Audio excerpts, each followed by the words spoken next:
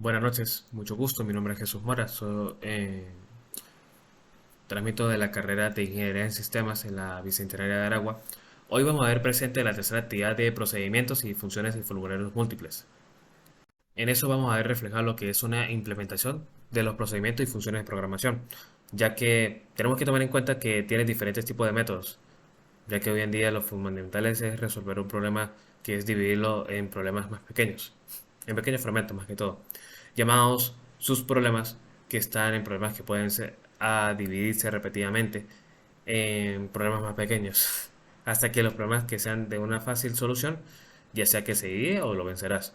Cada tipo de su problema es deseable cuando sea independiente de los demás y se denomina como módulo, ya que el problema original se resuelve como un programa principal de driver o de Mint, y lo son sus problemas o módulos, mediante subir programas, procedimientos y funciones, o la resolución de un problema. Se da cuando una descomposición modular, después de unas descomposiciones, de cada módulo en un procedimiento denominado refinamiento sucesivo.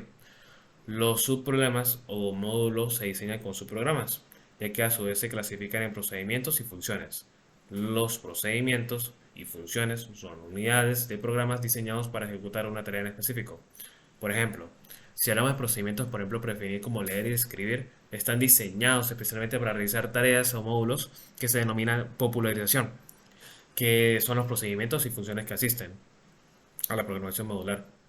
Las funciones normalmente se realizan cuando devuelven un solo valor a la unidad de programas o programas que invocan a la función, ya que en las referencias nosotros los procedemos para que puedan devolverse a cero o para varios colores. Nosotros en ese caso no devolvemos ningún valor, ya que por consiguiente ningún tipo de asociado con el nombre de procedimiento usa una función que se referencia utilizando su nombre o de una expresión, mientras que un procedimiento de referencia, por su llamada, se invoca al mismo. En ese caso, en la implementación sucedería eso. Pasaríamos luego con lo que es con la base de parámetros, que es la ciencia de la computación, que se dice que un parámetro es una especie de variables que se utiliza para recibir valores, así como también de entrada o de rutina o de otro método.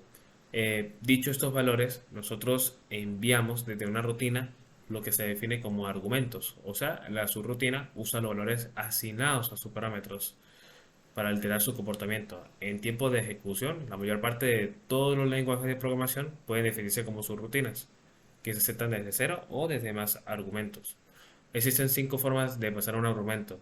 Puede ser por una función de subrutina o procedimiento como valor de referencia por resultado, por valor por resultado y por nombre.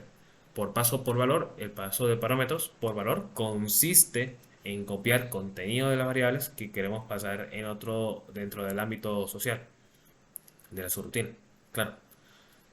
Consiste pues en copiar lo que es el contenido de las variables que queremos pasar dentro del ámbito local de la subrutina, que consiste mayormente pues en copiar el contenido de la memoria del argumento que se quiera pasar a otra dirección.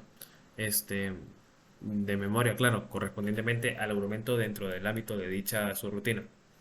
Se detendrá dos valores de esos duplicados independientemente, con los que se modifican entre esos, de uno o no afecta al otro, ya que paso por ejemplo, una referencia que es el paso de parámetros, que consiste en proporcionar la subrutina en lo que se quiera pasar, ya que el argumento de la dirección lo mantiene en la memoria del dato.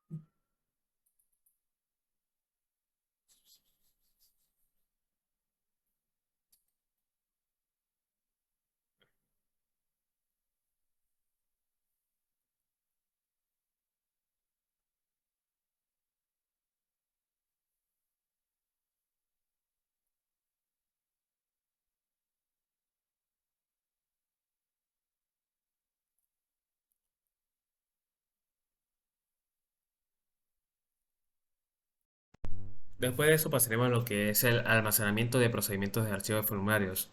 Eh, el almacenamiento de archivos puede también ser llamado como archivos o a nivel de archivos o archivar los datos en una estructura jerárquica. Los datos se guardan en unos archivos y carpetas que se presentan tanto al sistema como también lo almacena, como al sistema que lo recupera el mismo o el formato que se puede hacer a los datos mediante el protocolo NFC Network File System para unir Linux o protocolos de SMB, Server Messaging Broker para Microsoft Windows.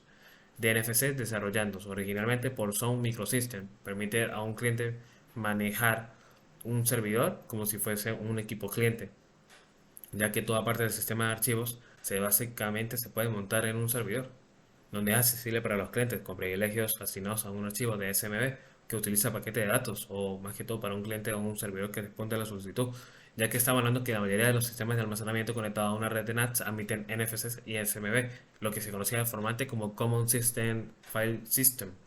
Un sistema de archivos FS que es un componente del sistema operativo que proporciona la organización de la creación de estos archivos. Porque mira, el almacenamiento y el acceso de conjuntos de datos con nombre de archivos es una de las principales tareas del sistema operativo que tenemos hoy en día para poder proporcionar este tipo de comodidad a los clientes y a los sistemas operativos.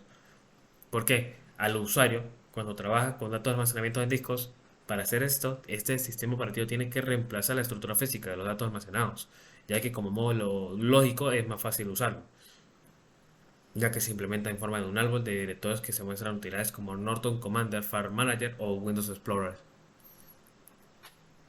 Después de eso pasaríamos a lo que es con referente a los formularios para separar tareas de programación.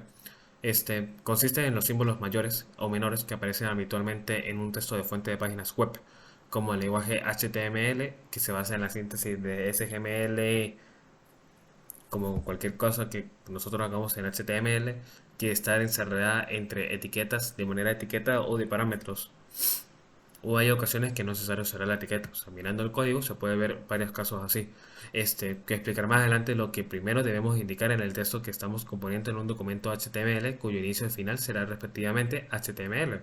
Entrecorchado, claro. Que es un documento HTML. Tiene una estructura que lo separa en dos partes, que es la cabecera y el cuerpo. En la segunda estará en la página en sí. Mientras que en la primera se dará y se ubica la información que no se ve el usuario final, ya que pero que puede llegar a ser muy importante. Lo primero que hay que incluir al código del cliente es la cabecera, ya que la escribimos de la hit tilde página red alpha aquí dentro de la cabecera solo hay una etiqueta que es la única impredecible, que es el título de la página en la que haremos como título de ventana en los navegadores que lo permitan. Es como se conocerá nuestra página en algunos buscadores y en la agenda de direcciones bookmarks de los usuarios. Por tanto, es importante poner un nombre indicativo del contenido de la página, el cuerpo del documento. Ahora vamos a indicar el contenido. Lo primero será describir que estamos en el cuerpo del documento, que se milita como body, o podemos también colocar el texto centrado en center y el formato en cabecera 1, que nos asegura de esta manera que el tamaño del tipo de la letra no es lo suficientemente para que se vea el resultado, sino que luego separamos el de este título y lo que hemos puesto en la página de texto por medio de una línea horizontal carece de etiqueta de cierre. Es normal que en las etiquetas no varían los atributos de un texto, sino que inserten un elemento, por ejemplo, para indicarle que queremos separar el texto de la línea horizontal, con un espacio vertical claro, correspondientemente a un párrafo de nuevo, formato básico que se puede establecer en varias categorías dentro de la etiqueta usada para formar un mismo dato. Después de eso pasaremos a lo que es referente al establecer un formulario de inicio. En muchas bases de datos de assets resulta útil hacer que se abra automáticamente el mismo formulario, ya que cada vez cuando se abre la base de datos se establece un formulario de inicio predeterminado en opciones de assets. También puede crear un macro de autosets, que para que no sepan es para realizar acciones cuando se inicia una base de datos de assets, para obtener más información.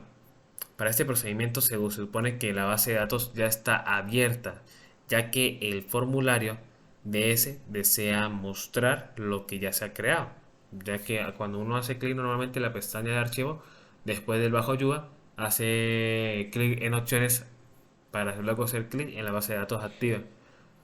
En opciones de aplicaciones, ya que en la lista de mostrar formularios, selecciona el formulario que desea mostrar el inicio de la base de datos y uno hace más que todo el clic en la parte para especificar más acciones. Claro, para obtener más información sobre cómo uno puede crear estas macros, uno tiene que consultar el artículo de la creación de un macro de interfaz del usuario, del UI, ya que los campos de texto constituyen la principal forma de entrada de datos en formularios. Este, claro, mayormente permitiendo que el usuario pueda introducir la información como no normalizada o mediante caracteres alfanuméricos. Los atributos pueden ser identificados como elementos que permitan cumplir ciertas pautas de accesibilidad, como son el uso intrusivo del JavaScript per name, que es el nombre del campo, eh, con lo necesario para que el elemento sea identificado al envío.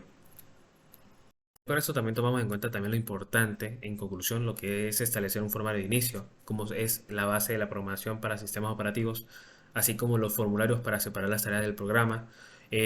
También podemos tomar en cuenta lo que es el almacenamiento, que es para guardar los procedimientos del archivo del formulario, que no solamente lo almacena, sino también como sistema lo recupera al mismo formato.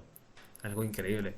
También está la fase que es de parámetros y también está lo que es la implementación de los procedimientos y funciones de programación.